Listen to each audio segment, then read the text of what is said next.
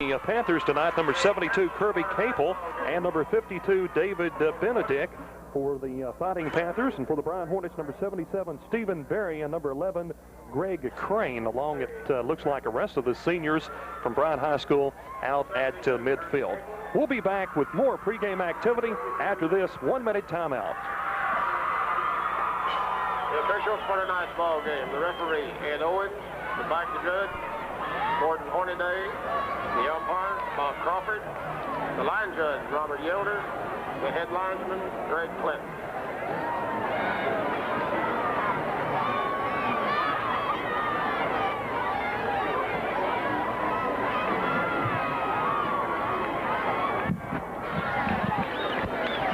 Hornets won the toss in the first of the second half.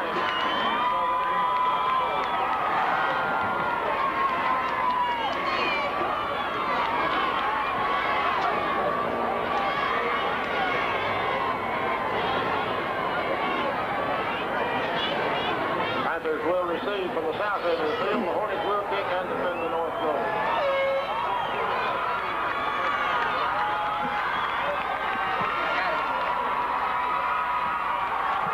We're live at C.W. Lewis Stadium in Benton. An interesting note about one of the co-captains for the Benton Panthers, number 52, David Benedict. He is a transfer from Bryant High School. And Jeff Reed, the coin toss was taking place during that spot break. How'd it come out? Yes, Benton won the toss, Bob, and has deferred to the second half. So the Panthers took the ball and will defend the south goal, receiving the kick. Okay, the Bryant Hornets come on the football field from the south, and here comes the Benton Panthers from the north end zone, and there go the balloons, and there goes the Pink Panther.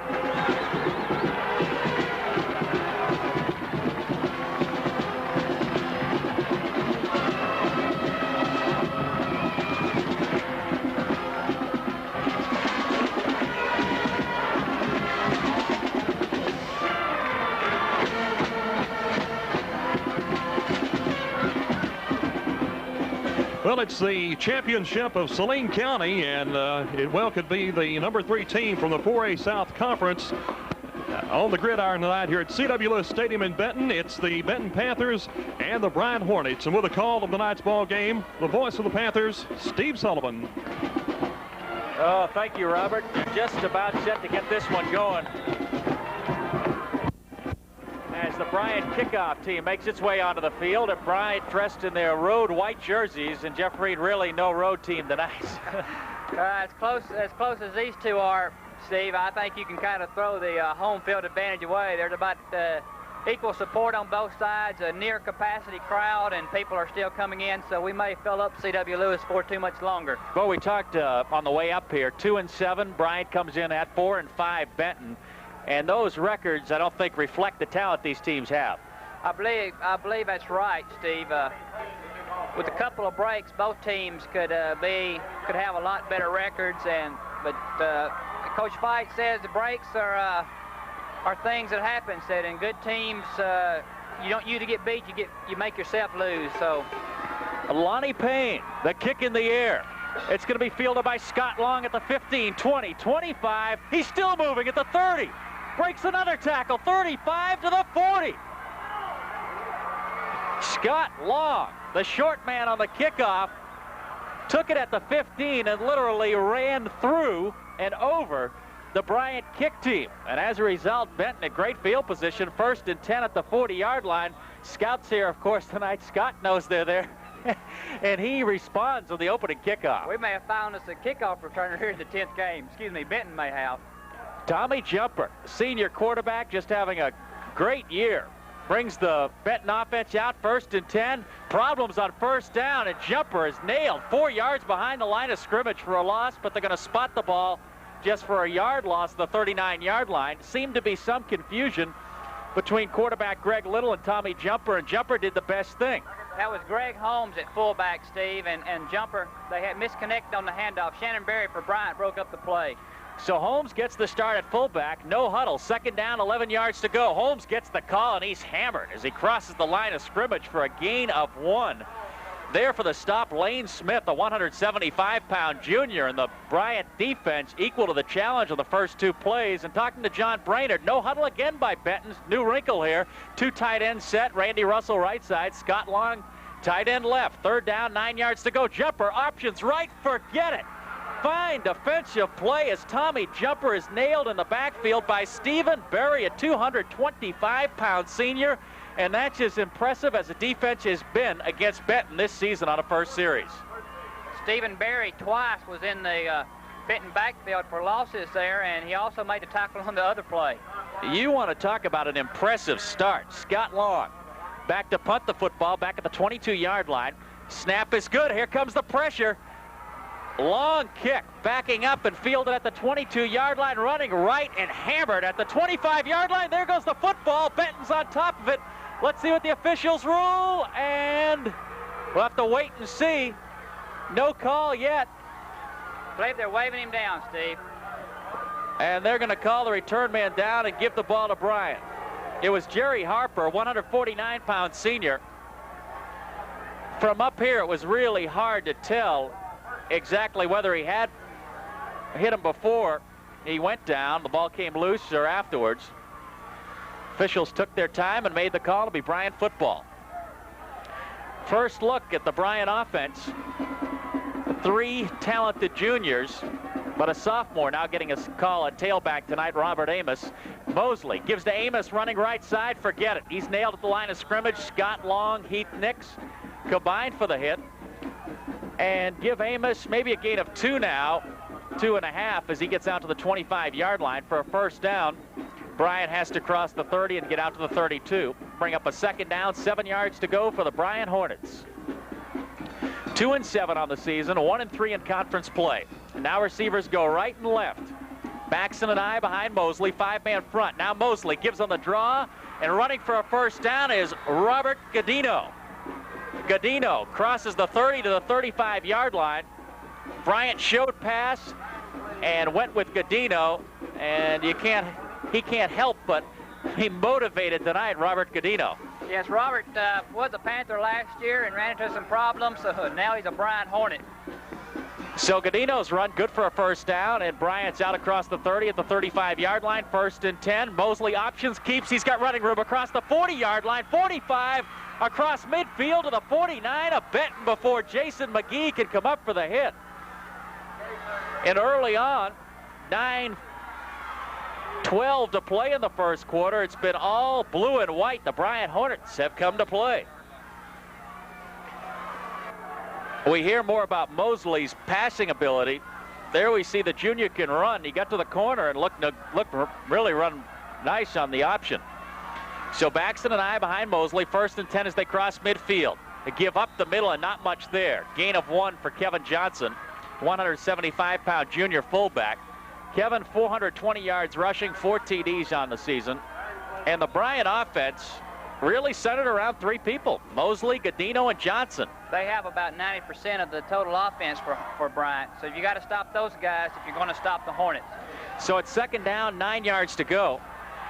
Receivers split left and right. Mosley options right side. He'll turn it upfield for a gain of 3 before he's thrown down. On the corner, Greg Mundy out there along with Kirk Shelnut. They'll bring up a 3rd down, 6 yards to go. They spot the ball at the Benton 46-yard line for a first down. Bryant needs to get to the Benton 39-yard line. This could be the first real passing situation for Mosley. Steve, Bryant likes to throw quick slant-in passes to their split ends, and they got Dyer and Harper wide on both sides, so look for something quick to them. Tim Harper wide to the left, Pat Dyer wide to the right. Mosley fumbles the snap, picks it up, fires over the middle. It's incomplete. Fine defensive play made by Craig Lincoln. He had Tim Harper covered like a blanket, just reached his right arm across and knocked the football down.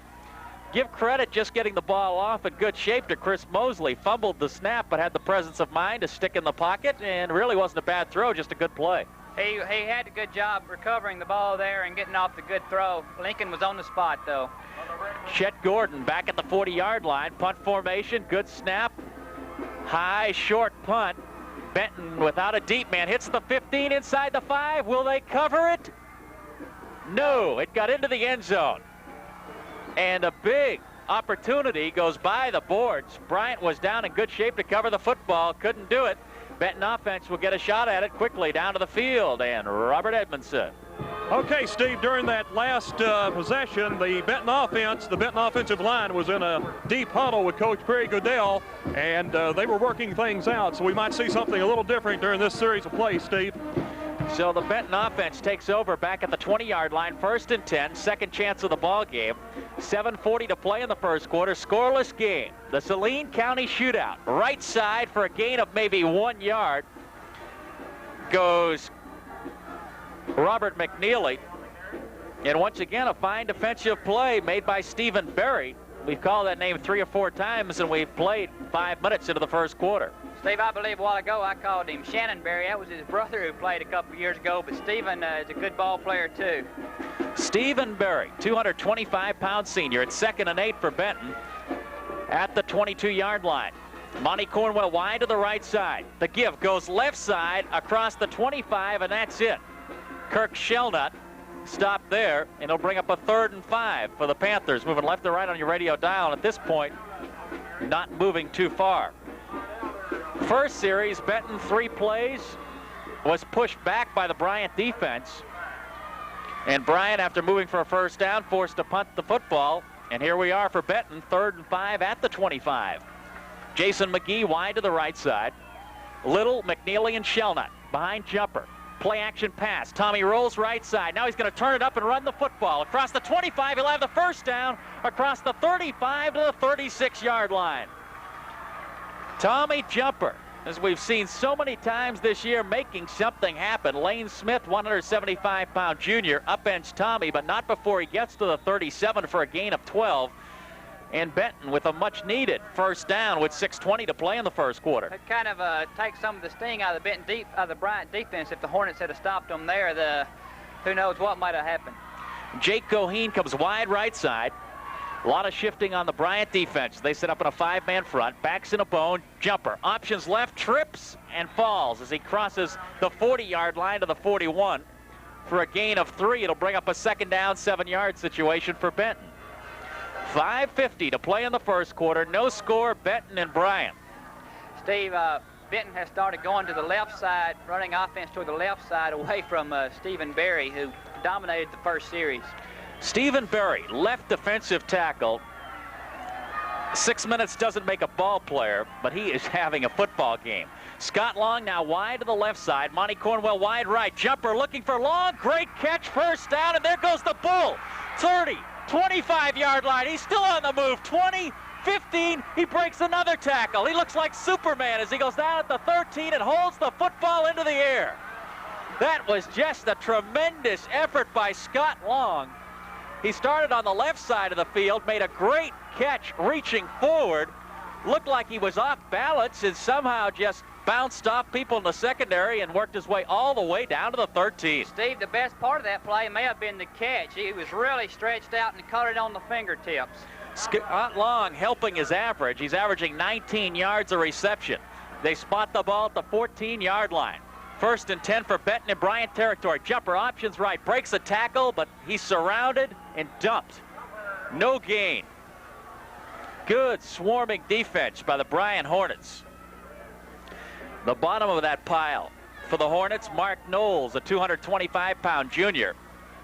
So far, Bryant has stopped everything but Scott Long. Opening kickoff, Long just overpowered the Bryant kick team, and that was the case there. And so many times it's like a man playing against boys out there.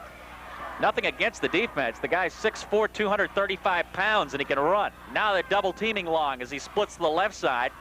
2nd down, the give goes right side to McNeely. Nothing there.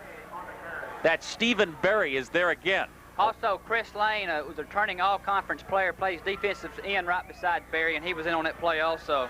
It'll bring up a 3rd down, 8-yard situation for Benton. John Bryant over on the other side. He's probably instructed his defense. Stop Long. Don't let him beat us. 3rd down, 8 yards to go. The clock rolls inside 4 minutes to play in the first quarter. Benton at the Bryant 13-yard line. Jumper rolling left side. He's going to keep it. Flag is down. 10, 5. He hurdles into the end zone. A flag is down in the backfield, and quickly it's going to be a holding call against Benton, and the official pointing right at Big 77, Heath Nix, and no one feels worse at this point than Heath, who bends halfway over, cringing in pain. And one thing I will say about the officiating crew, the flag was down early, and they made the call known. Tommy bootleg on there with Sammy McCampbell, the right guard, pulling in front of him, and he had plenty of room to ramble, and he went in for the touchdown, but the holding penalty negates it all. Negates a spectacular run. He risked his body, leaping as we've seen him do so many times this year. Now it's third down. 19 yards to go. Benton at the 23. Need to get to a 4 for a first down. Scott Long left side. Jason McGee right. Jumper back to throw. McGee is open at the 5. Great catch, and he goes in the end zone. I mean, a big-time throw, but a better play by Jason McGee. He went high into the air to catch the football, then worked it in. So Jason McGee comes up big for Jason, his third catch of the year and first touchdown. Steve, an 80-yard drive, 8 plays. Those were perhaps, outside of something maybe in the McClellan game, the 2 best pass and catch plays all season long for Benton. Jumper was on the money. Randy Russell out of Tommy Cody's hold is right down the middle. And Benton has drawn first blood in the Saline County shootout. It's 7-0 Panthers. Let's take a 30-second break. Divides families like the Edmondsons. Robert, explain on the sidelines. Yeah, number 9, Jason Blagg, who plays split end a lot of times, is a cheerleader for the Panthers. Hey, I'm asking you about the little rivalry in your house about the Benton-Bryant game. Okay, well, the problem, Steve, was Jason Blagg ran up and hugged my neck and gave me a kiss on the left cheek during that touchdown. It had me rattled. But, yeah, this is a game that can split families. My wife graduated in '75 from Bryant, and I graduated in '75 from Benton, and it's one of those games that, you know, we don't speak to each other till about Monday, but a lot of families like that around here. But it's a great ball game, and it's good to see such fine quality football in Saline County. It's 7-0 Benton on top, courtesy of a spectacular 23-yard touchdown pass from Tommy Jumper to Jason McGee. Jumper's 4th touchdown pass of the season. Scott Long's kickoff bounces at the 5. It's fielded by the 3. It's Godino across the 20-yard line to the 24. A host of Panthers on top of Robert Godino. Bobby Van Cleve, they all came crashing to the near sidelines. Greg Holmes, the special teams is one portion of the Panther attack that Dwight Fite is just ecstatic about. At the beginning of the game, I mean, beginning of the year, it wasn't that we didn't have one, but it was almost like non-existent, a special team. We didn't talk about it. Come full circle. They've really improved a lot, and now he feels like it's an asset to the team. Let's see what Bryant can do now. Trailing 7-0, first and 10 at the 23-yard line. Motion near side of the field. Backs in an eye. Mosley options right side. He's hitting the backfield and dropped. It's Kelsey Dedman. A loss of 2. We say the scouts are here. They're going to be watching Scott Long, and they're going to see enough tonight of Kelsey Dedman to come back next year. Steve, I was over at practice the other day, and we were talking about Charlie North, an Oklahoma coach who was coming to watch Scott. And boy, you should have seen Kelsey's eyes lit up when he heard Oklahoma was going to be here. So I think that's kind of got Big 74 fired up. So it's second down, called a loss of 2. Second down, 12 yards to go. Benton now at the 4-man defensive front. Mosley back to throw. Off balance, fires. It's going to be incomplete and almost intercepted. There was some contact in the secondary. Bobby Van Cleve got tangled up with Lance Smith, and Lance, a 191-pound junior, will visit with the official all the way back to the huddle. Lance says, give me a fair shake. It's 1 against 4 out there, and the other one guy's holding me.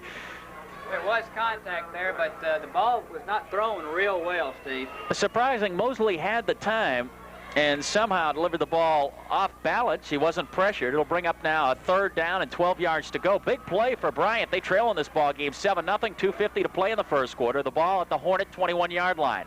Motion near side of the field. Pat Dyer. Mosley back to throw. He's got time. Fires over the middle. It's complete. First down. It's Dyer at the 40-yard line.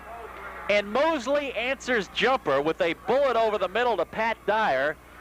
I guess their version of Scott Long in a way. And Dyer, in his own right, a very fine receiver. He's a very fine receiver and a very good athlete, and will probably be a starter on the basketball team. Very impressed with Bryant, what I've seen so far tonight. John Brainerd does a good job, and this is a very well-drilled 2-7 team.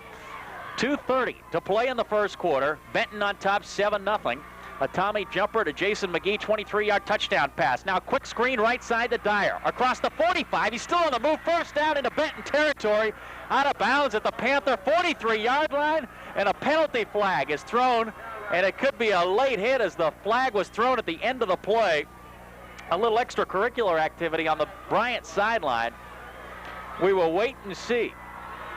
It will be a personal foul against Benton. It'll turn a 15-yard gain into a 30-yard gain. Penalties like that are tough to avoid early in a ball game like this. You know, you tell your kids, play under control, but the emotions, the crowd. Also, Steve, a play on the sideline like that, you know, it's so close that when you build up steam running across the field to hit them, and all of a sudden they're out of bounds, and it's a penalty. Bryant ready to go. 1st and 10 at the Benton 28-yard line. Receivers left and right. Mosley now gives to Godino. He's hammered as he gets back to the line of scrimmage. No running room for Robert Godino. Host of Panthers there. Bobby Van Cleve, Randy Russell, Kelsey Dedman. Bobby Van Cleve, a name we call a lot on these broadcasts for a good reason.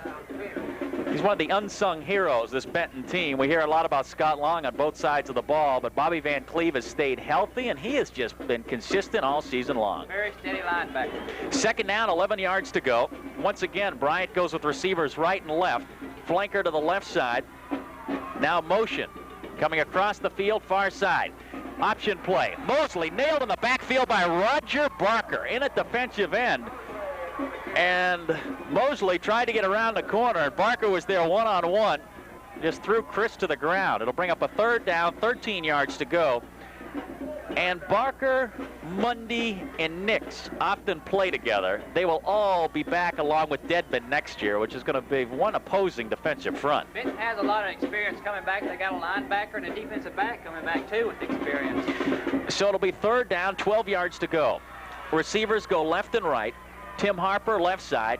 Pat Dyer right side. Dyer back in motion. Mosley to throw. He's got time. Now it's tipped and incomplete. Greg Mundy came in and got his big left paw on the football and throws his right fist into the air as he goes back to the defensive huddle.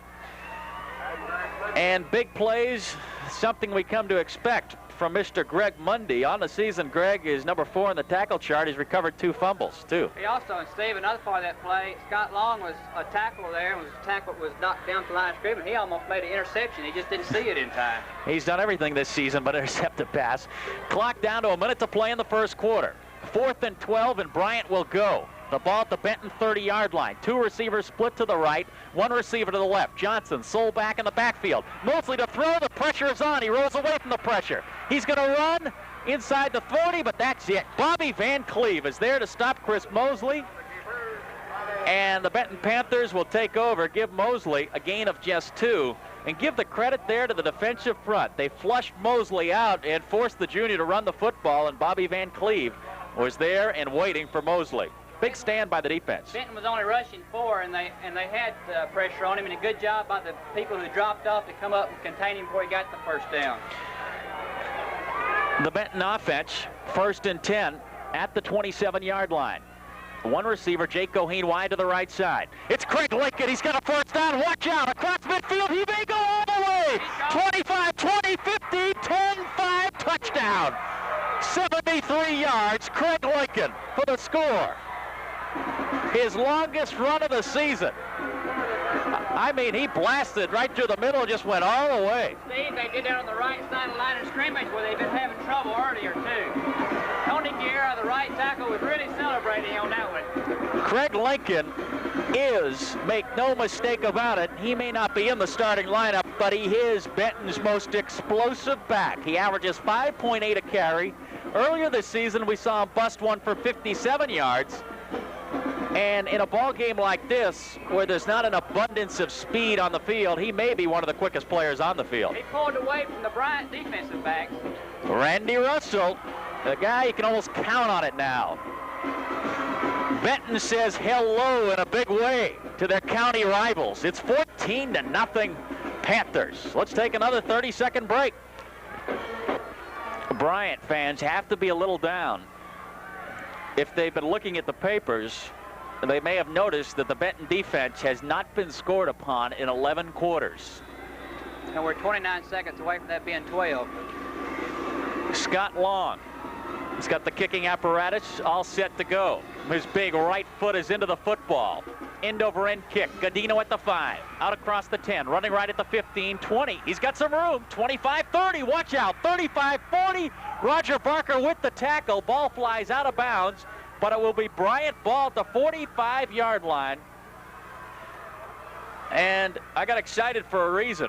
Robert Godino almost went coast to coast. He really did. I don't know if he's faster than Craig Lincoln, but they'd have a good race being probably the two fastest on the field tonight. We could have a track meet tonight as far as the scoreboard goes. Still 17 seconds to play in the first quarter. Bryant moving right to left, trailing in this ball game by a score of 14-0. Receivers left and right for John Brainerd's Hornets. Kevin Cook to the left side. Pat Dyer to the right. The give goes to Godino, right side. He'll have a gain of 3, and that's it. 3 Panthers. Kirk Shelnut, Kelsey Dedman, and also over there for the hit, Rodney Wright getting some playing time. 5'8", 150 pounds. And the Wright boys, on occasion this year, have really contributed. They really have, and they're guys that the Panthers will be counting on big next year. We've played a quarter. Your score, Benton 14, Bryant nothing. Let's take a 30-second break.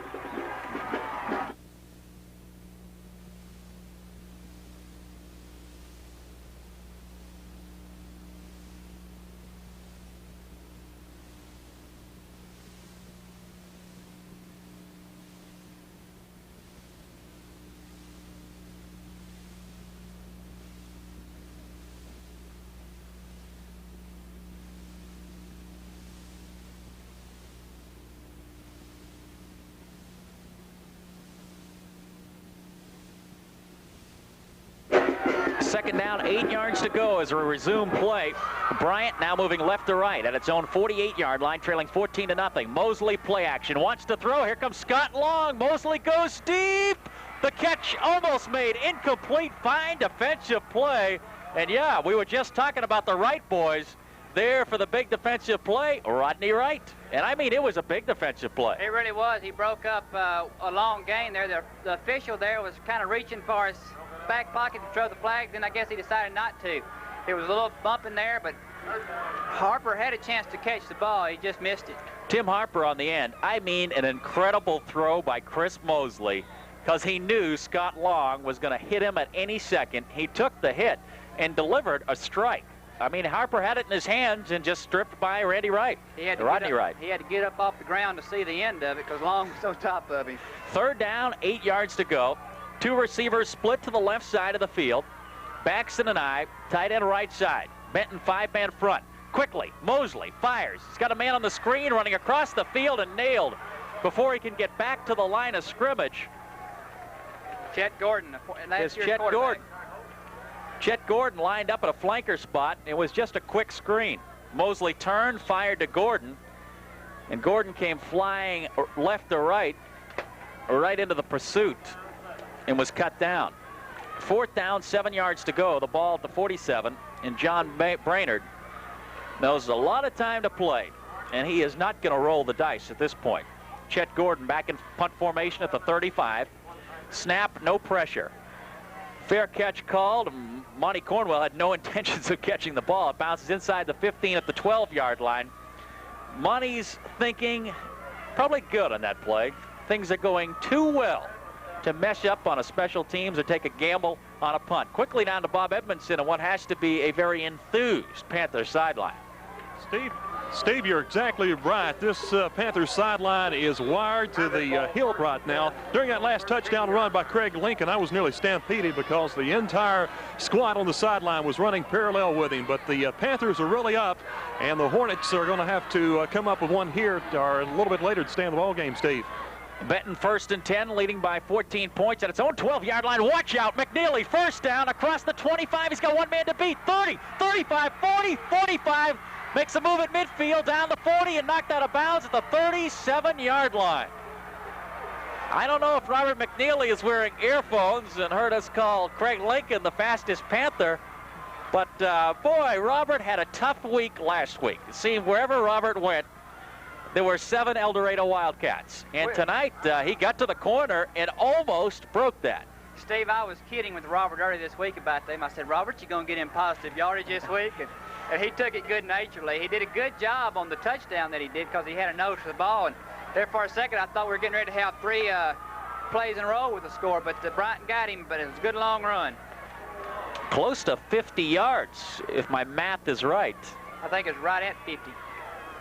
And I mean, when you have big runs like that, it really pushes your mathematical ability. That is 3 huge plays back to back to back. We're talking a 23-yard touchdown pass from Jumper to McGee. You turn around and Craig Lincoln goes 73 yards. Then you move and Robert McNeely goes 50 yards. And on those last 2 plays, yeah, there was good blocking. But it was, I didn't think I'd find myself saying this early in the season, the speed of the Benton backs that created the big gains. It was like McNeely playing rabbit at a greyhound track and letting him, Lincoln on the long run. And this one, Robert got to the corner and really beat. If the guy didn't have an angle on him, they wouldn't have stopped him. Pursuit angle slowed him.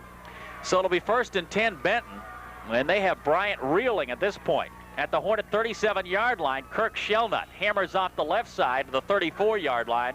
He stopped there, what has to be a positive move and momentum-wise for the Bryant Hornets. Todd Elder, a 208-pound junior, one of the Blue Hats in on the hit. So it'll be 2nd down, 8 yards to go. It's all Benton at C.W. Lewis Stadium, 14-0. Early second quarter, Panthers looking to add to that lead. Scott Long, tight end left side. Jason McGee goes wide to the right. Jumper, options right side. The pitch to McNeely. Tries to go outside, find defensive play as he's knocked down for a loss of a yard. Michael Ballesteri, 135 pounds, faced off one-on-one and did his job. He went for the knees. He did a good job, and that 135 pounds on Ballesteri could be questionable. He's not a very big player, but he's got a lot of heart, and that's something Coach Brainerd said the whole team has, is a lot of heart for Bryant.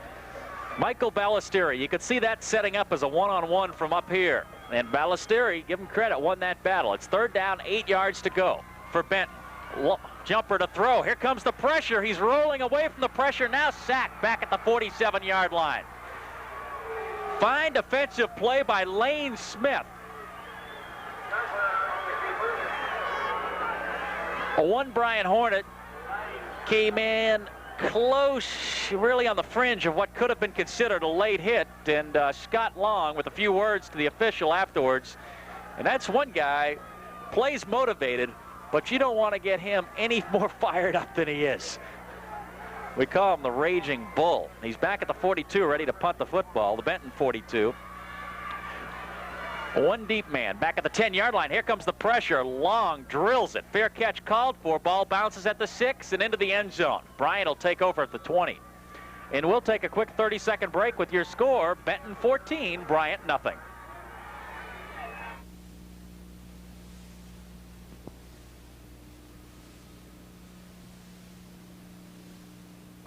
Back at C.W. Lewis Stadium, Bryant trailing 14-0, 1st and 10 at its own 20. Dyer in motion. The pitch to Godino, running right side. He's tripped up at the 21-yard line. 1 yard, and that's it.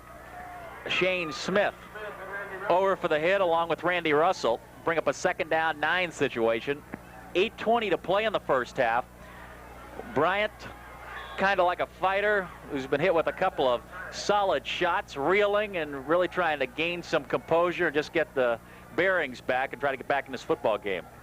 It looks like that, but still you have the same feeling. This game is not over because the offense Bryant has shown you think at any time they could strike back quickly. Really impressed with Mosley, a junior quarterback. 2nd down, 8 yards to go. Mosley rolls left side. Scott Long's got the heat on, loops a pass out to Johnson. It's complete. 1st down, Bryant. They'll spot the ball at the 39-yard line. Big-time catch by Kevin Johnson. Chris Mosley was forced to really throw up a little floater, and it was a case of Johnson knowing he was going to take a shot. And seeing he's playing Benton tonight, I mentioned Kevin Johnson will take all the shots if he can just get his hands on the football. Anything for the team. So Bryant, a big first down as they spot the ball at the 40-yard line. One receiver comes wide to the right side. Back split behind Mosley, who wants to throw. Here comes the heat. He's looking deep. Does he got a man out there? Yes, it's complete at the 23 of Benton. And out of bounds is Michael Ballesteri. Mosley to Ballesteri. And just like that, Bryant is threatening. Chris Mosley, back-to-back passes. That time, Bill Lincoln was coming hard from his defensive end spot. And Mosley, who has proved more than once tonight, he is cool under fire, looped it out there, and Ballesteri came up with the football. 1st and 10 at the Benton 22-yard line. Mosley gives the Gadino. He's nailed the line of scrimmage, and that's it. Fumble on the play. It'll be Benton football. Kelsey Dedman comes away with the football. Steve, I don't think Gadino ever got the handoff there. It looked like as soon as he crossed the line of scrimmage, he was doing some spinning like he was looking for something, and Kelsey was there on the ball. Scott Long seems to be shook up just a bit as he hobbles off the field. And he'll be checked out immediately as the Benton offense takes over. And it was really hard to see from up here. It looked like a normal 2 or 3 yard gain, and then the official popped up and gave the signal. 1st and 10 for Benton after the big turnover at the 22-yard line. It's McNeely fighting hard, but for short yardage. He'll be spotted down at the 24 for a gain of 2. Bryant, good job on defense. They stayed with McNeely, who jumped off 2 or 3 hits. Mark Doles, nose guard, was in the fight all the way, a 225-pound junior. And Bob Edmondson is going to venture over there, I think, and check out how Scott Long's doing, and we'll be down to Bob in a second. Scott Long, I mean, no question about it, the key member on this Benton team, along with quarterback Tommy Jumper. 2nd down, 8 yards to go. Jumper pitch to McNeely. Little running room on the outside, but he's hit and dropped at the 23-yard line, 28-yard line. Check that, after a gain of 3. Bryant defense, a good job of stringing it out. Scott Long, no need to check on Scott Long. He's back in the ball game. 3rd down, 5 yards to go. Monty Cornwell in with the play from Coach Dwight Fite. Under 6 minutes to play in the first half. Benton on top 14-0. Just minutes ago, almost seconds ago, Bryant was in scoring position at the Benton 23, but a Gadino fumble ended that drive. Jumper options left side on 3rd and 6. The pitch to Lincoln, running hard. Puts his head forward and looks like he's going to come up about maybe a half yard shy. It's going to be close for a 1st down. Steve, I think he's got it. And now they signal and it will be a 1st down for Benton. And once again, that was the speed of Craig Lincoln. He got outside, turned it on, and at 185 pounds, when Craig Lincoln gets moving, at moment of contact, he is going to fall forward. Unless it's maybe Dedman on the other side. I don't think Kelsey's going to tackle him, though. Jake Goheen wide to the left side, ball in the near hash mark. Scott Long double teamed as he lines up tight end right side. 1st and 10 for Benton. It's McNeely. And he moves across the 35-yard line, and that's about it for Robert McNeely. Todd Elder, a 208-pound junior. We've called his name a few times tonight. It'll be 2nd down, 7.5 yards to go as Jason McGee is in with the play. The winner, Benton definitely, if they win, will get Little Rock Central next week. Good chance if Bryant wins, they'll get Little Rock Central next week. A lot of riding on this ball game. 2nd down, 8 yards to go as the lights go out here in the press box, but they remain on in the field. Someone just hit the switch. 2nd and 8, Jumper right side. He has the 1st down. Jumper across the 45 to the 46-yard line for a 1st down. So much is said of the Benton offense, as goes Jumper, goes the offense, and for the most part, it's true. He really has had a good year. I was thinking the other day that how he hasn't had the year that he had last year when he had like 1,400 something offense, total offense. He's got 1,300, and it's just I guess I was expecting more out of him, but he has remained status quo in a situation where more people have been keying on him. One more score here in the first half, and it's going to be a real uphill battle for Bryant. Craig Lincoln hammers over the right side for 3 yards. He'll bring up a 2nd and 7 situation. Mark Knowles, the nose guard, with the hit. It'll bring up a 2nd and 7, the ball at the 49-yard line. Jake Goheen in with the play from Coach Dwight Fite. And Dwight Fite now in a really enviable situation. 3:50 to go in the half, 14-0 lead. Yeah, I wouldn't be surprised to see him toss it upstairs to Scott Long. I don't know. I think they're going to try to run some more of that clock off. The longer Bryant doesn't have the ball, the more it can't score. 2nd down, 7 yards to go. Jumper, options right side, cuts it upfield. Hurdles close to a first down. They're going to mark him a half-yard shy at the 45-yard line of Bryant. And I say he's hurdling. He is literally trying to high jump the Bryant defenders. He's going to sooner or later probably draw a penalty flag for that. But he is risking a limb tonight. It'll be 3rd down and a half a yard to go. Steve, here's some early rushing figures. Jumpers has 41 yards rushing, McNeely 61, and Lincoln 80. I'd like to look through the books. I don't think we've accumulated those kind of numbers this season in any ball game previously this early. 3rd down, short yardage. Jumper has the first down and more. He breaks it. 35, 30, 25. It's a foot race inside the 10, 5. He's in. Tommy Jumper for a touchdown. A spectacular run. He goes 44 yards for the score on 3rd and short. Let me correct that, Steve. Tommy has 86 yards rushing. Man. And that was just an unbelievable run. Because for the most part, even when he broke through the line of scrimmage, it looked like maybe a 5 or 6 yard gain. And even when he got to the 5, a kid had an angle on him and actually pushed him into the end zone. Yeah. Poor tackling there by Bryant at the end. You thought Tommy would have been stopped on about the 4 or 5, the way the angle was going. But he pushed him the wrong way. Instead of pushing him out of bounds, he pushed him on into the end zone. Randy Russell on to attempt his 3rd point after the ball game. It's good. And it's 21-0 Benton over Bryant. Let's take a 30-second break. The Saline County shootout could turn into the Saline County blowout. Down to Bob Edmondson on the sidelines. Steve, earlier in that set of downs, number 80, Scott Long, came out slightly injured. He has taken a hit to his right knee. He's a tough ball player. Scott walked over to the ice bucket, grabbed a bucket of ice, a handful of ice, stuffed it up under the knee pad, and went back into the ball game. He's almost limping a bit as he's going to kick off, despite that. Tough to keep Scott Long out of the ball game. Goes to one knee, and now he's set to kick off. Low line drive. Godino tries to field it. Now corrals it after fumbling it. At the 15, across the 20. Good yardage, 25-30, 35-40, and out of bounds. They'll mark him at the 36-yard line. Scott Long, from his kick position, came over for the kick, came over for the tackle. And to this point, that's been one of the big offensive plays for Bryant. Godino on the kickoffs. Godino's having a big night on the returns. He got 30 yards on that one. They don't need good kickoff returns. They need points, Bryant does. 2:40 to play in the first half. And right now, things don't look good for John Brainerd and company because the Benton offense is just moving at will. It's 1st and 10 for Bryant at the 35-yard line.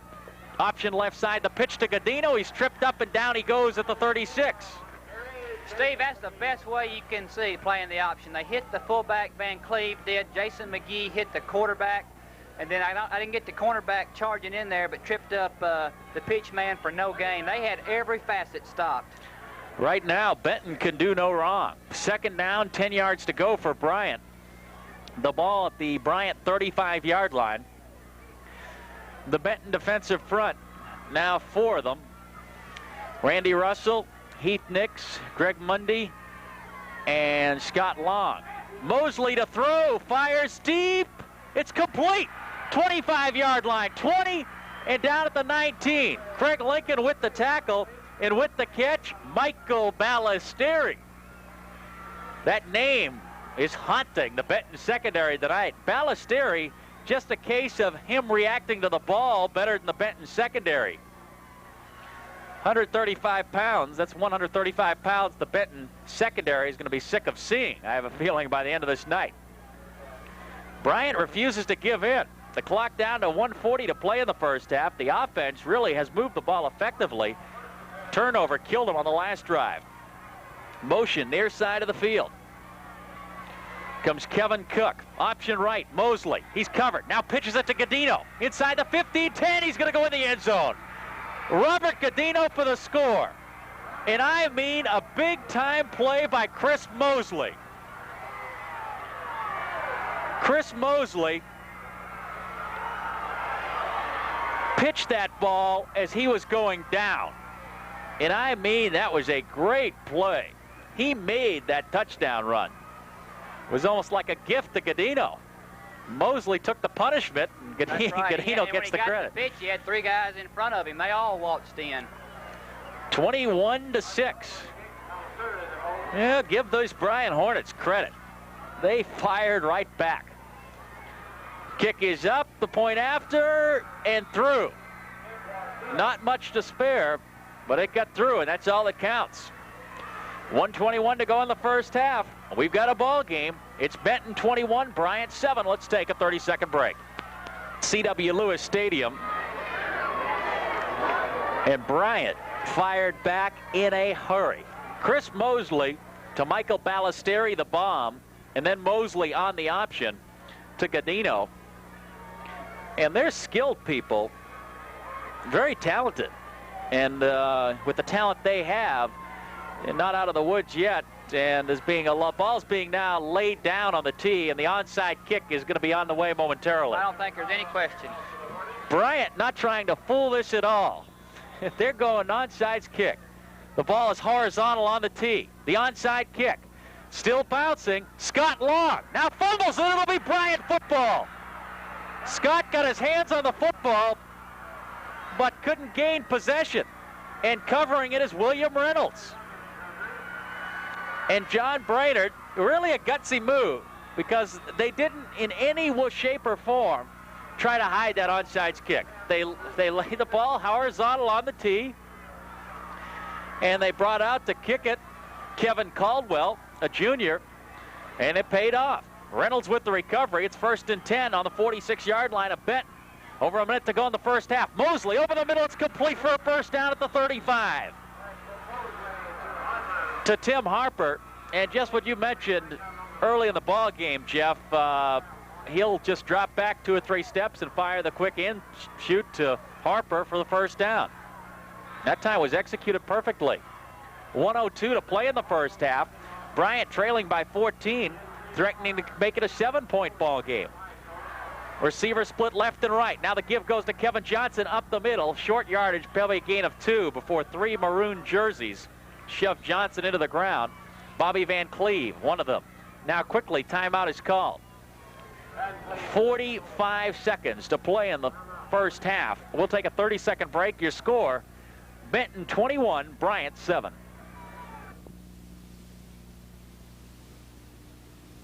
Back at C.W. Lewis Stadium, talking during the break, Jeff, and this could turn out to be Air Mosley by the end of the night.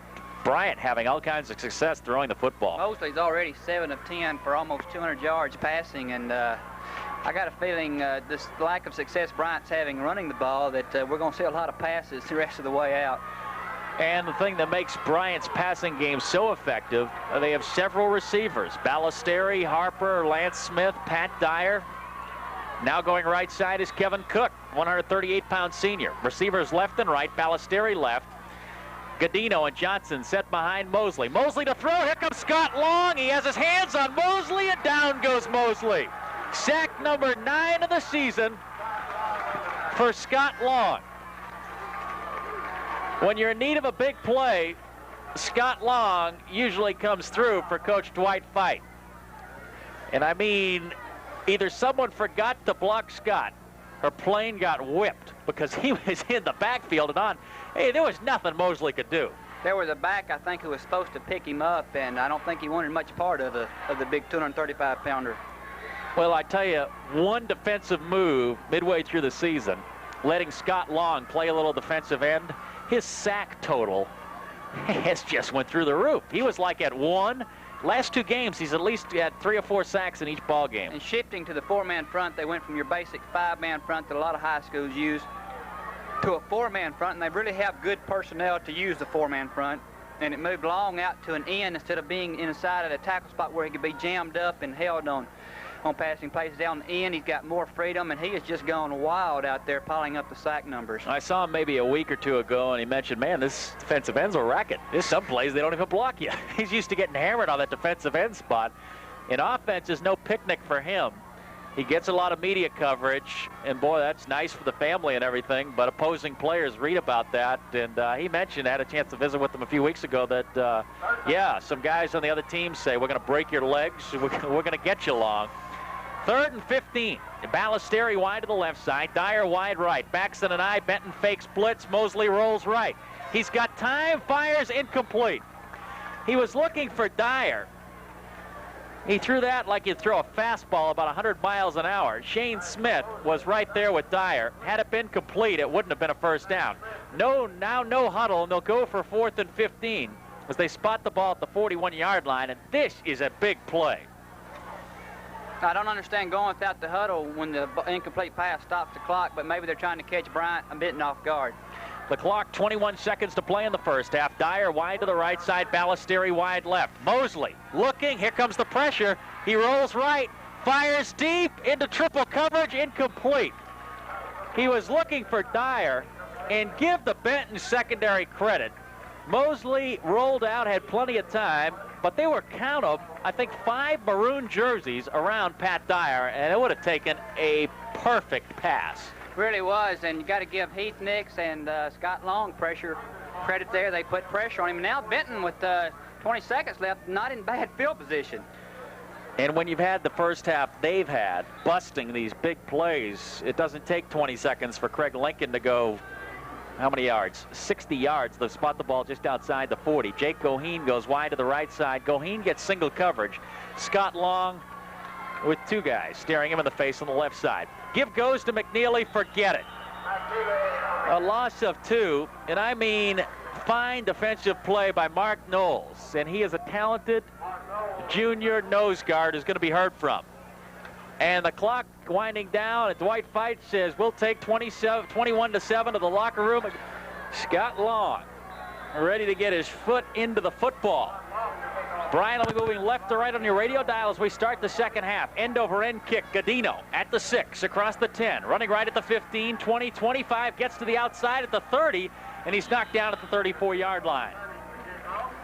Jason McGee, with help from Randy Wright, with the hit, and Godino gets out to the, they're going to spot the ball now at the 29-yard line. Not a bad return, but not one of his better ones tonight. He's had a lot of success. This possession is key for both teams. If the Hornets can move down and get a touchdown, we've got a ball game again, Steve. Chris Mosley, outstanding first half. Under center, he's got receivers split left and right, Baxton and I. Kevin Johnson tries the left side, breaks a few tackles. He's close to a first down. He'll be stopped after a gain of 7 yards.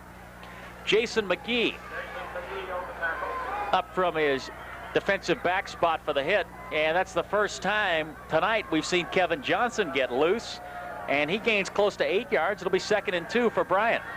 And should the Hornets get any kind of ground game going, that offense is going to be unstoppable. 2nd down, 2 yards to go. Kevin Cook wide to the right side, Harper wide to the left. The give goes straight up the middle, and it should be a first down as Robert Godino, with Kelsey Dedman's arm around his neck, gets across the 40 for a first down. So 2 runs, Johnson and Godino, the bread and butter boys for Bryant, and it's a first down for the Hornets. As we start the second half, under 11 minutes to go in the third quarter, your score 21-7. Bryant on top in the Saline County shootout. Receivers left and right, Ballesteri. Split to the wide side. Mosley looking. Little screen pass tipped and knocked down by Scott Long. Scott Long tipped it and then was looking for the interception.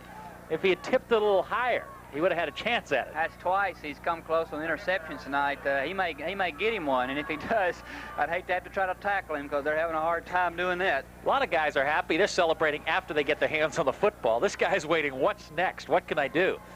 It's going to be 2nd and 10 for Bryant. And as you might expect, a lot of bad blood, a lot of taunting goes on throughout the week, and Scott Long was the object of some signs of sorts that we can't mention on the air that even fired him up more for this ball game. 2nd down and 10, Mosley to throw. Here comes Kelsey Dedman. He unloads deep. It's complete at the Benton 29-yard line. Fine catch by Tim Harper. He beat Craig Lincoln deep. It was one-on-one, and as we've seen several times tonight, the Bryant receiver just out-dueling the Benton defender, and give credit again to Mosley. He was hammered again. He threw it up, and Harper had inside position on Craig Lincoln and made the catch. Be it Harper or Ballesteri, both have had a lot of success tonight. And Ballesteri goes wide to the left side. Wide to the right is Pat Dyer. Hornets in business, 1st and 10 at the 28-yard line of Benton. The give goes left side to Kevin Johnson, short yardage. Greg Mundy spinning over from his nose guard spot for the tackle, short gain of just 2 yards. It'll bring up 2nd down, 8 yards to go for Bryant. John Brainerd with that inside run, he'll probably take the 2- and 3-yard gains. He knows that he's going to make the big yardage with the passes, but he's got to give his quarterback, Mosley, some time. 2nd down, 8 yards to go. Ball in the middle of the field. Benton in a 5-man defensive front. Now they shift into the 4. Ballesteri to the left. Cook to the right. Option left side, Mosley. Turns at 25. He's going to be knocked out of bounds at the 24-yard line. Roger Barker, 185-pound defensive end, just getting better game by game. 3rd down, and call it 6 yards to go. Inside 10 minutes to play in the 3rd quarter. Jeffrey, I don't know what kind of passing numbers you have on Mosley to this point. We've got him with 9 completions for 190 yards. Mosley may have a career by the time he leaves C.W. Lewis Dan Marino Stadium. type numbers.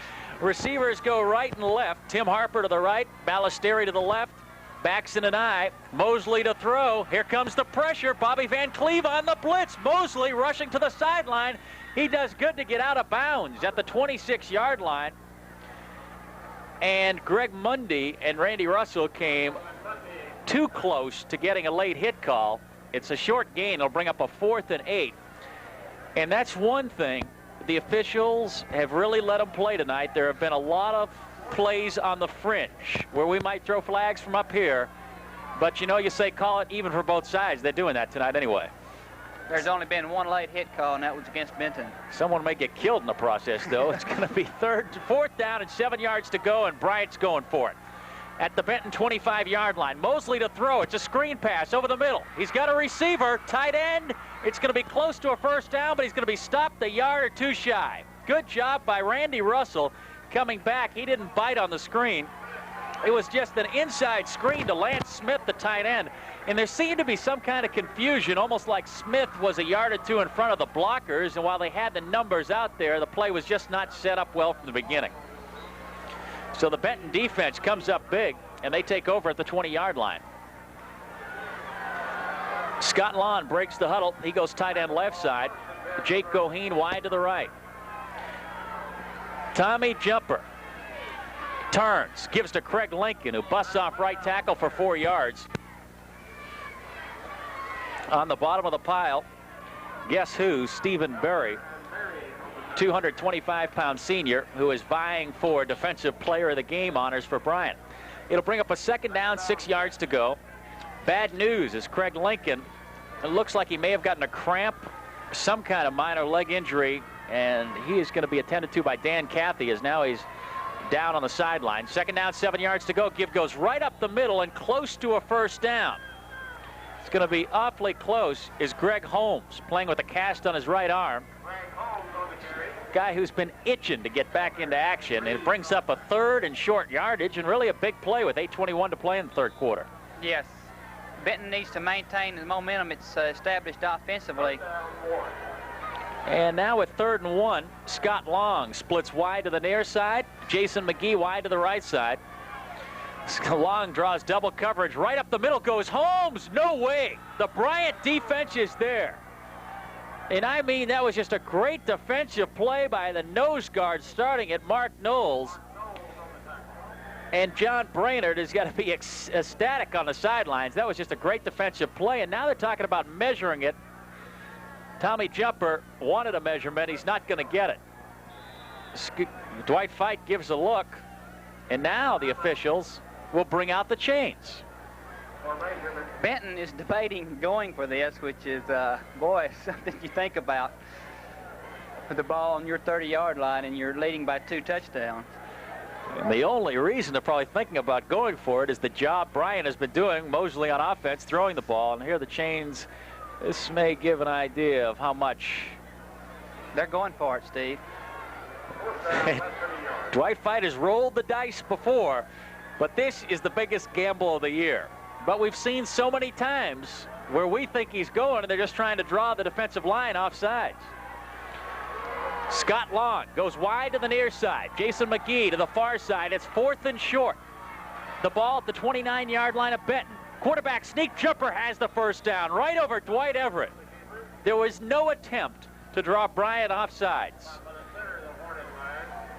And I mean, Perry Goodell is standing next to Dwight Fite on the sidelines. It might have been a case of saying, Goodell telling Dwight, he said, hey, you go for it. You got it in the bank, my friend. Everett's going to take him out, and Jumper's going to get that first down. I was looking for that on the previous play, Steve. I thought they would go in the quick count with the quarterback in the center. So the combo of Everett and Jumper gives Benton a first down at the 31-yard line. Inside 8 minutes to play, third quarter. Running right side and running hard for a gain of 6 yards is Kirk Shelnut. Now spotted 5 as he gets across the 35-yard line. Almost a misconnection in the handoff, and Shelnut got full control of the football and really ran hard. Scott Long goes tight end right side. Jake Goheen to the left side. Second down, call it 5.5. The ball at the 35-yard line. Benton with the 21-7 lead. Right up the middle. For good yardage, call it a gain of 4.5, about a half-yard shy of a first down, goes Greg Holmes. And once again, that brings up another 3rd and short. And Benton trying to eat some clock time. 6:32 to play in the third quarter. And once again, Benton with a 3rd and a yard. Panthers at their own 40-yard line, but Dwight Fite has proved this is 4-down territory. They're having a problem with the 25-second clock, I believe. Official time, excuse me. And Sam McCampbell takes the opportunity to work on his footwear there. Sam gets the start tonight, doing a fine job, but boy, does it hurt to see Rusty Winfield have to watch this ball game. He was a key, Dwight Fite said, in turning around this. He was injured a few games earlier and came back. Here we go. 3rd down, 1 yard to go. Scott Long right side, Jason McGee left. Jumper sneaks for the first down. Right up the middle, went off left guard. And out across the 40 to the 43-yard line. And Benton is in business. And the clock as we move inside 6 minutes to play in the third quarter.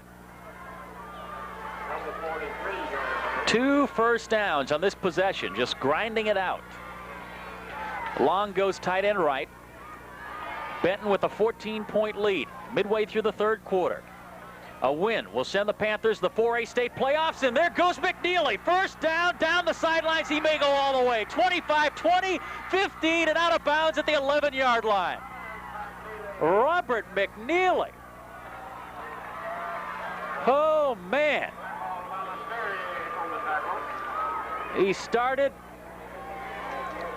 just busted up the middle, headed for the sidelines, and almost went the distance. 46 yards. We got to put this old plug in for Robert. 106 yards on the night. And that, Robert, to give you an idea of the impact those numbers, how big they are, Robert on the season has rushed for 184 yards. He's padding the average tonight, and he couldn't have picked a better time to do it. Benton in business. Holmes right up the middle inside the 10 to the 7-yard line. Benton in a 1st and goal situation or a 2nd and goal situation. The ball at the 7-yard line. Touchdown here, even with Bryant's explosiveness on offense.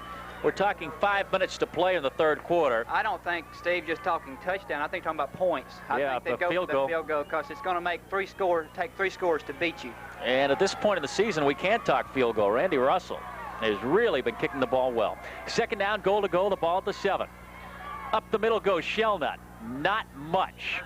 He's stacked up at the 6. And Bill Froh came flying out of the pile. The Bryant defense at this point tackling anybody who's close to the ball. Froh trying to help to the last second, came flying back. So it'll be 3rd and goal. The ball at the 6. Benton has the luxury anytime you line Scott Long up. He goes left side. He draws a little company, too, on this occasion. Right side is Monty Cornwell. Jumper, play action, looking for Cornwell, corner of the end zone. He's up there. Touchdown, Benton. What a catch. Monty Cornwell, one-on-one on the outside against William Reynolds. Jumper laid the ball in there. Reynolds didn't get a hand on the football, but he did obscure Monty Cornwell's vision. That was great concentration. You would not see a pass on any level thrown with better touch than Tommy Jumper did right there. Big time play.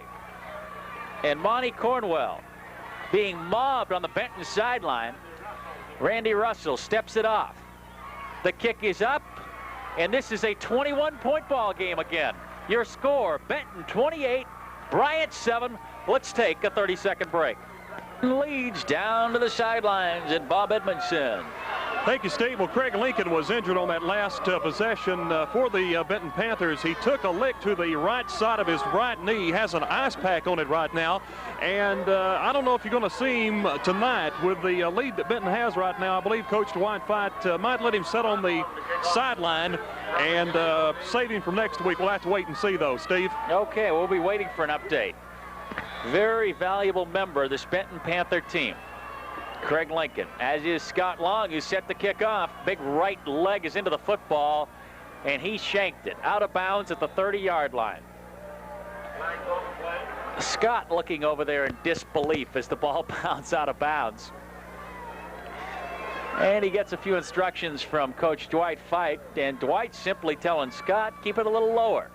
I mean, they're recruiting you as a tight end, defensive lineman, not as a kicker. Just get the job done. He'll back Benton up 5 yards.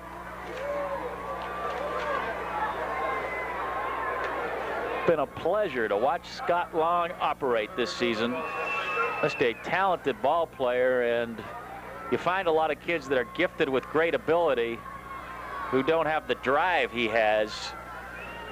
He doesn't have to, could probably get away at 60% and be a fine player, but he's go every play. He pushes himself as far as he can go. His #1 fan is to the left of us, Dad. He knows every move. Godino fields it at the 10, across the 15, 20, 25, runs into a little traffic, and down he goes. He crosses the 30-yard line to the 31. And once again there on special teams and doing a fine job, along with Bill Lincoln, Randy Wright. I tell you, those Wright boys, I can't tell them apart. I haven't seen them without their uniforms on yet. I have trouble with the numbers. With numbers, they're confusing. You keep thinking it's hard to put one in your memory and recall it real quickly. Both of them are solid ball players. And now Bryant in almost a must-score situation, trailing by 21. Receivers left and right. Bryant, Benton, a 4-man defensive front. Right up the middle goes Kevin Johnson. Kelsey Dedman with the sole tackle for Benton as Johnson rambles across the 35 to the 37 for a gain of 5. Inside 4 minutes to play in the third quarter. It's 28-7. Benton on top. Big play offense. Tommy Jumper, 2 touchdown passes tonight. On the season now, Tommy with 5 touchdown passes. Had 3 coming to the ball game. He's already thrown 2 tonight, 2 of his better passes of the season. Right up the middle, Johnson again. This time, not much there. Call it a gain of 2. Inside defensive front, Heath Nix, Greg Mundy, Kelsey Dedman. They're young, but probably the strength of the Benton defense. Coach Fight and I were talking one day this week. He said talking about what all he had coming back next year and a lot of experience. He said we just got everything coming back but a quarterback. So I said, well, you better watch out. People be picking you real high. And he said, yeah, I'm afraid of that. It's 3rd down, short yardage. The ball at the Bryant 39. Hornets need to get to the 41-yard line. Split receivers. It's Johnson up over the middle, loses the football. Let's see who has it. I think they're calling him down. They're going to call Johnson down, but he's going to be shy of a first down. It's going to bring up a 4th and 1, and Bryant's going to have to go for it. They don't get it here. And another nail goes through that coffin. And now there's going to be wholesale changes. The punt team's coming in, Steve. And also on that punt team is Robert Amos. Another thing on that punt team is Chet Gordon, number 2. And a lot of people may remember he was the quarterback for Bryant last year and was injured preseason, and Mosley got ahead of him, and Mosley has not lost his job. And now the penalty flag is going to go against Bryant too much time. And as I watched the punt team set up, the up backs on the punt team were Gadino and Amos. And now Gadino comes out of the ball game. I think the fake was on there. And that could be a very costly penalty. Brings up a 4th and 6. So now Gordon backs up to the 20-yard line. There's the snap, and yes, Gordon will punt it. Fine punt. Cornwell backs off. He'll let it hit at the 30, 25. It takes a big Bryant roll inside the 20 to the 18-yard line. And that, while on the surface, it may not look like a big penalty, that could really weigh big in this ball game, because you had a feeling that, like that onside kick was set up, that they were going to try to fake that punt. I believe it was set up, because especially when they got the penalty, Lane Smith came in at the short back and Gadino went out, and you put a bigger guy in there, it makes you kind of think. Benton offense unstoppable tonight. Takes over at the 19-yard line. 1st and 10. 81 yards away from a score, and Greg Little gets the call. He gets across the 20 to the 21-yard line. Inside a minute 30 to play in the 3rd quarter. Benton, after grabbing a 21-0 lead, a 21-7 halftime lead, now up 28-7. Quickly to the sidelines. Robert Edmondson with a guy I'd like to have in the backfield for Benton tonight. Steve, I got Corey Hill with me. Go ahead and call this next play, and then we'll come back and talk with him. I thought you were going to let Corey call it. Not much to call there. Greg Lincoln goes left side for maybe a gain of 2. And it'll bring up a 3rd down and 6 yards to go. And Craig back in the ball game and all right. And now back down to Mr. Edmondson with Corey Hill. Okay, Corey Hill with me. Of course, Corey's a freshman up at UCA this year. Corey, you have some very fresh memories about a Benton Bryant game, don't you? Oh, yes. Oh, they're fresh, real fresh. Just to come out here and see this just makes me feel good. Just to think back when I was out here, they make me feel good playing like they're doing, you know, it look so bad. I remember a year ago tonight, it was cold like tonight, but it was raining harder, and I've seen it rain during any football game. Definitely. Lots of water everywhere. Listen, UCA has tomorrow off. How's things going up at Conway? We're doing great, you know, being 8-0 and everything. It's just, you know, everything's going great for us. Well, I talked to your family earlier this year. They said that you were playing linebacker, but maybe in a couple of years you'll be in the backfield running the ball. Well, that's kind of changed because I got moved to tailback. Already, huh? Right. Okay, well, it's been several weeks since I've seen them. Corey, listen, good to see you here, and best of luck to you up at UCA. All right, thank you. Okay, Steve, Corey Hill, graduate of Benton High School last year. He's down here amongst the Panthers, and I believe he's just as excited tonight as he was a year ago tonight, Steve. That's a big dude. That's the first time I've seen Corey. He looks as big as, look at him up next to McNeely there. That's a big guy. He's about 6'1", and he played at 185, 190 pounds last year. And Coach Fike talked about when Brian Callahan and Corey Hill left, what a miss, what a vacancy it created on this team. And those are two guys who are big and strong and played both ways, so it's like 4 positions, 4 All-Staters lost. We start the 4th quarter with Scott Long in punt position. His kick is off. Fine kick. Up the field it is Cook, and he runs into it's Harper.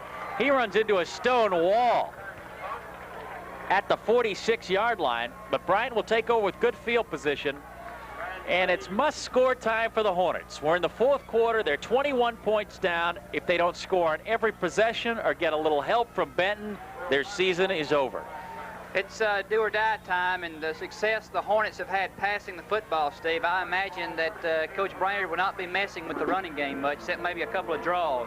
Chet Gordon goes wide to the right side, backs an I formation. Mosley over to Gordon. He steps up, runs 2 or 3 yards, and that's it. Heath Nix, a quick move from his tackle spot, slowed up Gordon, and then Monty Cornwell finished him off. So to bring up a 2nd and 8. Clock continues to move. And the Benton Pep Steppers starting to, well, they really put on a great halftime show. I'm a Pep Stepper fan. That was by far their best performance of the season. They went all out in this ball game. So it's 2nd down, 8 yards to go. Receivers left and right. Benton with a 4-man defensive front. Mosley gives on the draw to Godino. There goes the football, but they're going to blow it dead after a gain of 2. But once again, the interior line, the inside people for Benton, Greg Mundy. Greg Mundy made the play. Doing a fine job.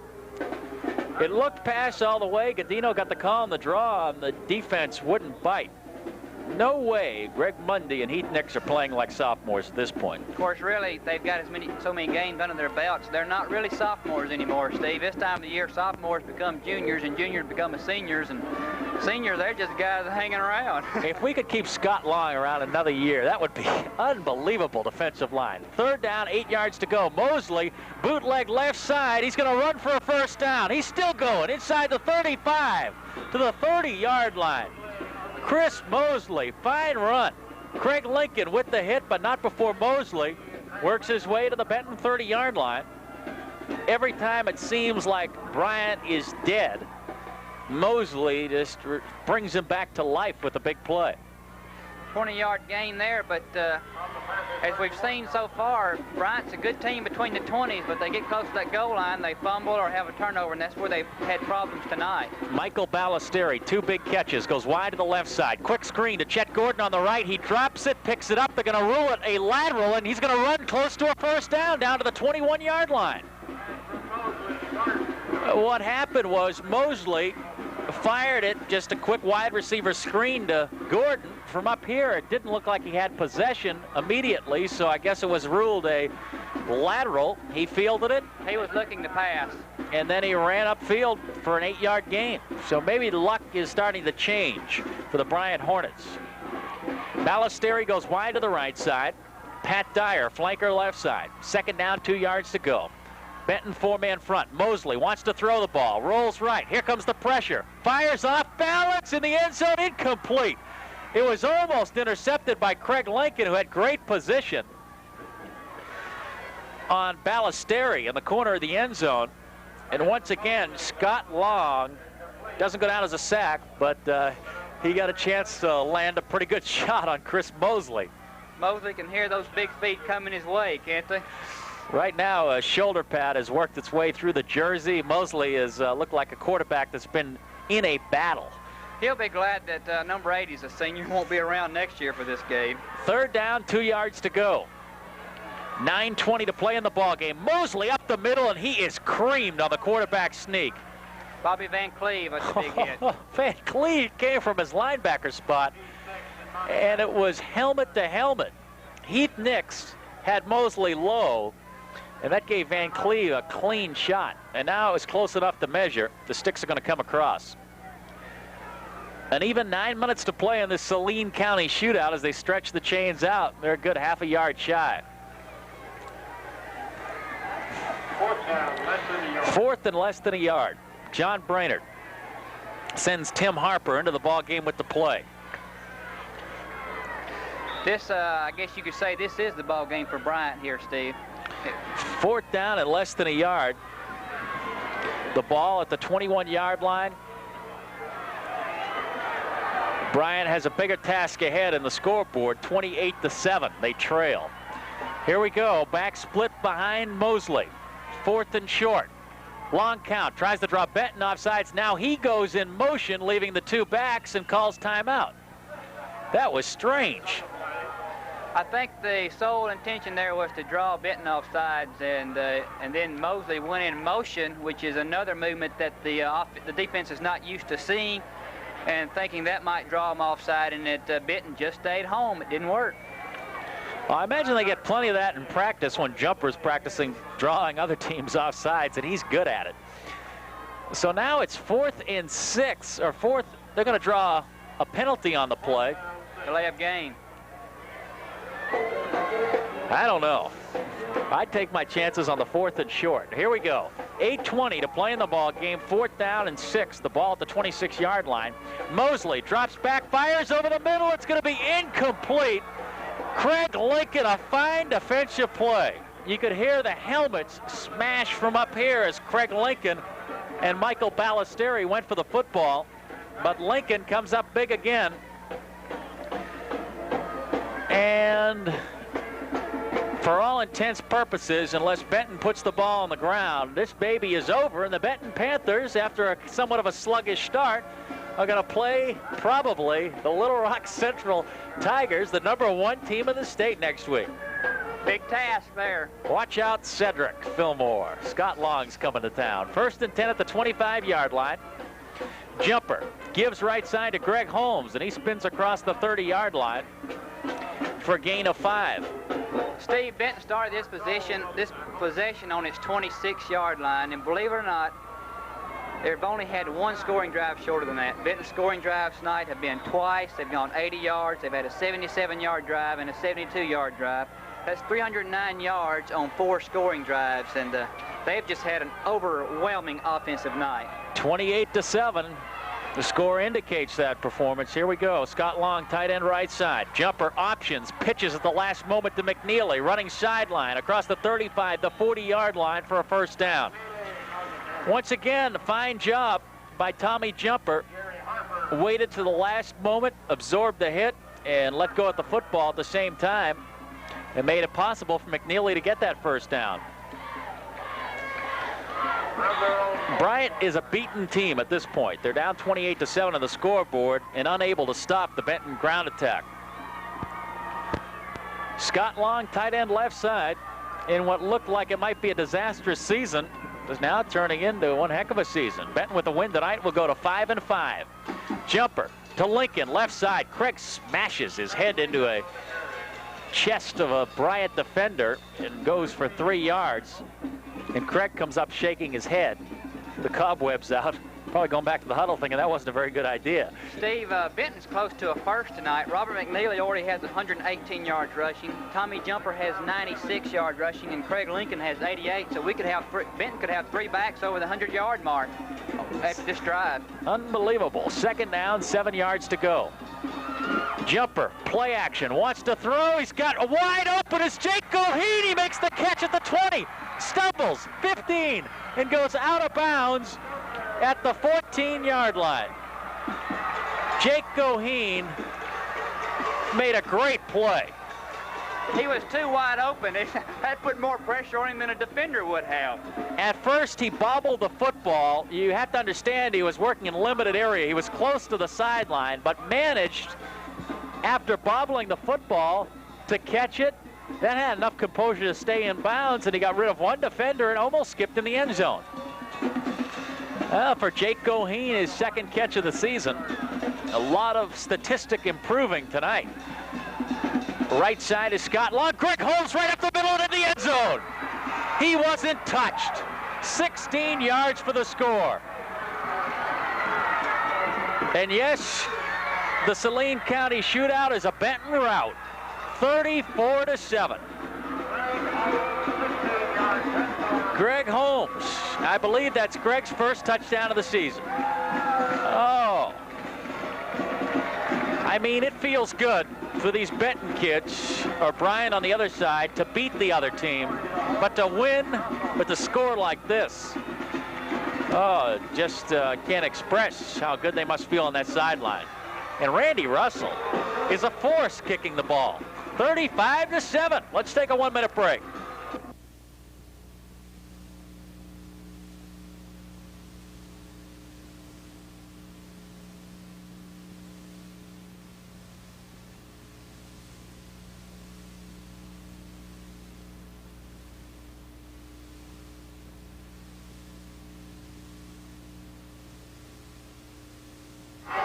Back at C.W. Lewis Stadium, Perry Goodell using a little Visine in his eyes. I don't know if he can believe what he's seeing tonight, or he may be crying. He's so happy. His offensive line is having a big night, and the backs are benefiting. Scott Long hammers the kickoff. It's Godino at the 5, running right at the 10, 15-yard line, 20, watch out, 25. There's Scott Long for the hit. Scott Long gets him at the 30-yard line. And Scott, not one to tout an opponent, just got up and just slapped Godino in the rear, saying, I got you here, pal. It was kind of like he knew it was going to be. And that was the case. It was Long and Godino. So many times, Scott seems to be the last guy between a big play for the opposition, and so many times he comes through. I'll take my odds with Long and anyone you get on the other end. Just a matter of what the final score is going to be now. 6:30 to play in the ball game. It's 35-7. I don't think anyone expected a ball game like this. Up the middle goes Kevin Johnson. What balance. He runs for a first down as he gets across the 40 to the 42-yard line. He'll move the chains. Now, guys like Godino, Johnson, Mosley will remember this year. And next year, this game shifts back to Bryant. And looking at the rosters, it should be one dynamite game. They may be playing for a championship next year. Both teams have a lot of guys back. The only difference is Bryant will have the skill people. Yeah, Mosley looks tough tonight. I don't know what they're going to do with him after another year.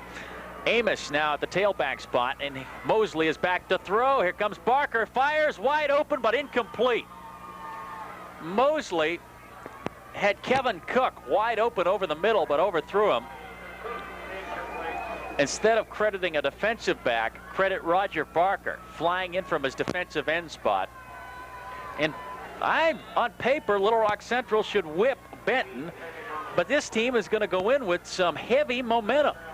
A lot of confidence. As of right now, of course, Bryant could score easily any moment. But in their last 3 games, Benton's only allowed 7 points, and the defense has got to have confidence, and the offense is just, boy, it's been hitting like a well-oiled machine tonight. I tell you, if we suited up Corey Hill next week, I'd almost establish Benton as the favorite. Quick toss to Pat Dyer. He goes nowhere. Greg Mundy, Shane Smith over there. 3rd down, 10 yards to go for the Bryant Hornets. Clock rolls down to 5:40. Quickly down to Bob Edmondson, who's talking with Bill Froeg on the sidelines. Yeah, Bill just came over. He said, how do you like the game so far? I said, well, it depends on whose side you're on, Bill. It's 37-7 Benton, and happy sideline down here for the Benton Panthers. And they still want to stop this drive by the Bryant Hornets, but, of course, they're looking ahead next week. Little Rock Central at Quigley Stadium in Little Rock. Well, I'm going to have split loyalty in that one. My buddy Bernie Cox there, but I may also a Little Rock Central fan, but going to have to put Bernie aside next week. Be rooting for those Panthers. And I got a feeling the way Central plays ball, they play a lot like Fort Smith Northside. They play incredible swarming defense, and they rely on mostly the big play. They've got a fine tailback in Kenneth Bush, who will be the best we've seen this season.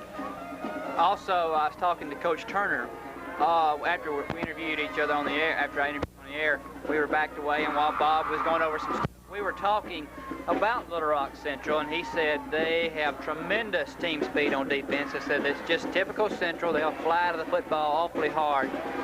And he said, of course, they run a conservative offense. They don't do a lot of things, but they usually have the speed and the power, and their special teams are real good. And he talked like it could be a pretty good matchup.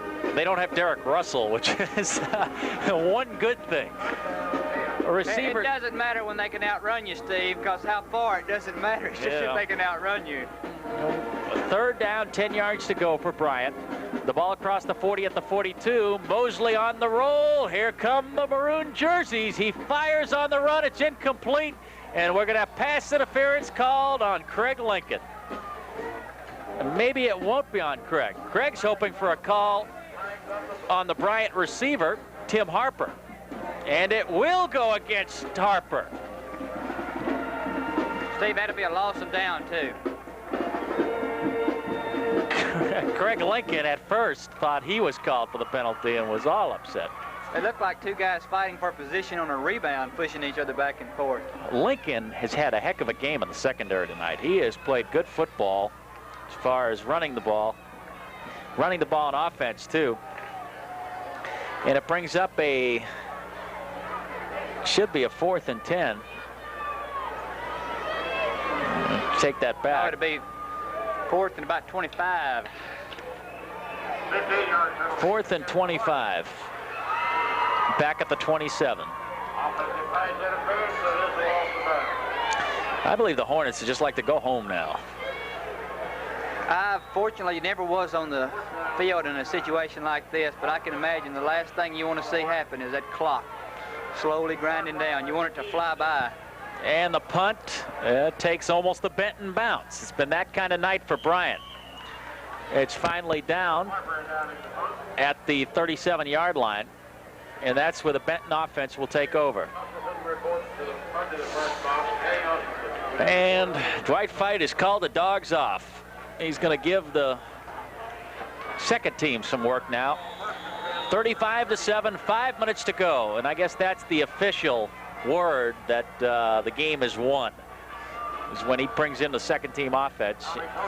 Tommy Cody, who's looked good while he's been in there this year, gets the call at quarterback. He's under center. It's 1st and 10. Get a good look at the second team, see what they can do. Ball at the 37-yard line. Cody turns and gives to Rodney Wright. I'll get those rights right one of these nights. He gets, right. Yeah, I'm running out of nights to get the rights right. It'll be 2nd down, 7 yards to go.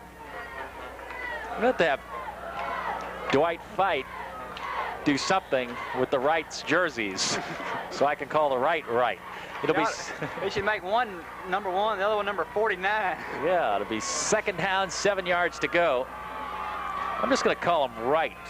Mom and Dad can sort them out. 2nd down, 7 yards to go. Lane wide to the far side. Tommy Cody sneaks it up the middle for a gain of 2. Be 3rd down, 6 yards to go. 3:50 to go in the ball game. In this important time for Tommy Cody, you never know. You know, you hate to even talk injury, but there's a chance Tommy Jumper, as much as he runs the football, could be out for a play or two, and Cody has to come in, and this is where this time comes in big. And splitting wide to the left side for Benton is Justin Tittle on 3rd down, 7 yards to go. Drew Yoakum at tight end now. His movement on the Bryant defensive line and a flag. Oh, the Benton offensive lineman celebrating. And it's going to be close with the 5-yard step off to a 1st down for Benton.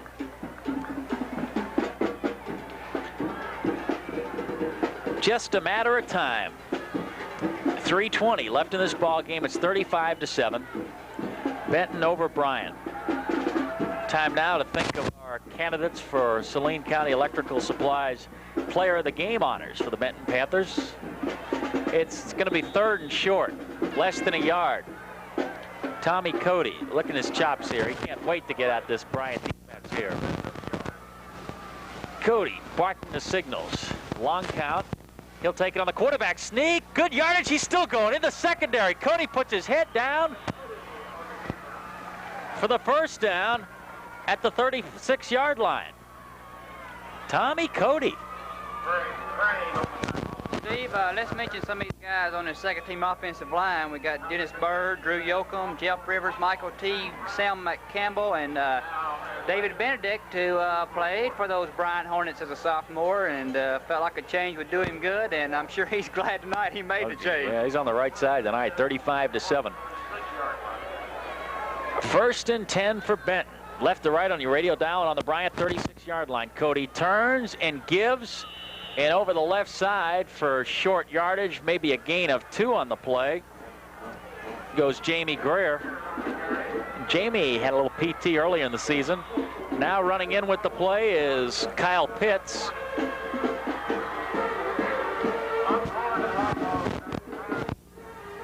Also in is Michael Massinelli, sophomore at a split end position. A lot of new folks out there, and it's time out on the field while they get things sorted out. So for the 2nd year in a row, Benton will go to the playoffs. In this, an appearance they can really look back and pat themselves on the back for, because a lot of teams might have packed it in after Watson Chapel, and things weren't looking looked too good at that point, and they've really turned it around.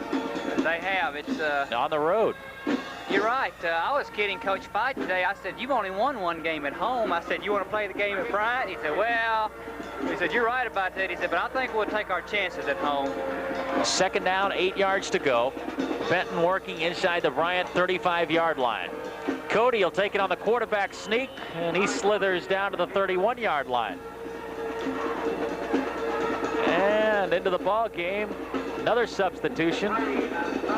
Steve, Kirby Cable, a lineman, just went in. He played some on defense earlier in the year and then hurt his leg, and just this past week was able to go back and practice, and now he's getting some playing time here in the final 2 minutes. So a hard-working senior who is stuck with it and didn't quit when he got hurt, and now he's getting some play some in a game that means the most to this team. Maybe we can get Robert Edmondson to find a couple of those seniors that play down the sidelines, and we can catch them here maybe in the final moments of the game before they head to the locker room. It's third down, and the give goes to Bill Lincoln. And Bill is greeted by 6 white jerseys and knocked down. So it'll bring up a fourth down situation. Oh, what a shifting. Oh, geez, into the game is Mr. Excitement, Jason Black. He sprints onto the field. He's just waiting all game for that number to be called. Tony Hester is another new lineman who just went into the game. Fourth down, 3 yards to go. 1:30 to go in the ball game. 35-7. Benton leads Bryant in this edition of the Saline County Shootout. Benton with all the big guns tonight. And this is a sweet victory for the seniors especially. Jumper, Long, McGee, Lincoln, Holmes, all celebrating on the sidelines right now. Fourth down, 3 yards to go. Benton will go for it. Tommy Cody. Long count. Now turns. He wants to throw the ball. He's going to be sacked back at the 41-yard line. Tommy didn't have much of a chance. So Bryant will take over the football with 1:30 to play in the game, trailing by 28 at 35-7. One more chance. And I think Mosley and company would like to put one more score onto the board. And now they're going to make a change at quarterback and give Chet Gordon. Mosley a rest tonight and give Chet Gordon a chance, see if he can put a score on the board. Gordon rolls right side, fires, he's got a man, it's Dyer, it's going to be complete. They're going to spot the ball. Shy of a first down. Call it a gain of 9. It'll bring up a 2nd and 1 at the 45. To get to the 46 for a first down. 1:10 to play in the football game. Receivers left and right. Benton, a 5-man front. Now there's a fumble in the backfield, and the Panthers are on it. Recovering for Benton.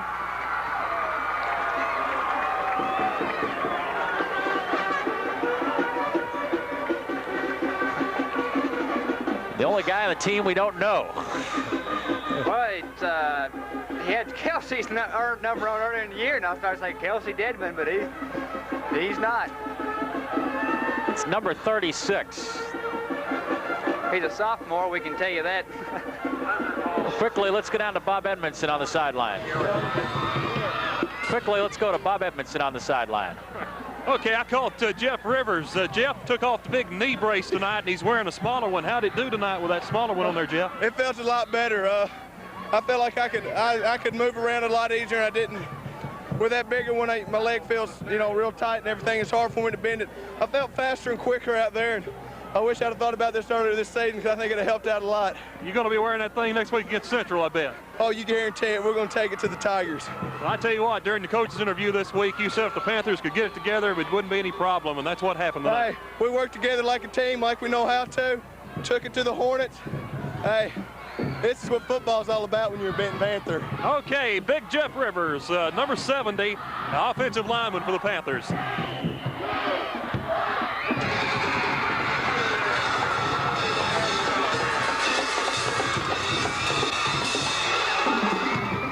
It's over. Your final score from C.W. Lewis Stadium. the playoff-bound Benton Panthers, 35. Their county rivals, Saline County rivals, the Bryant Hornets, 7. We'll be back to wrap it up after this 2-minute timeout.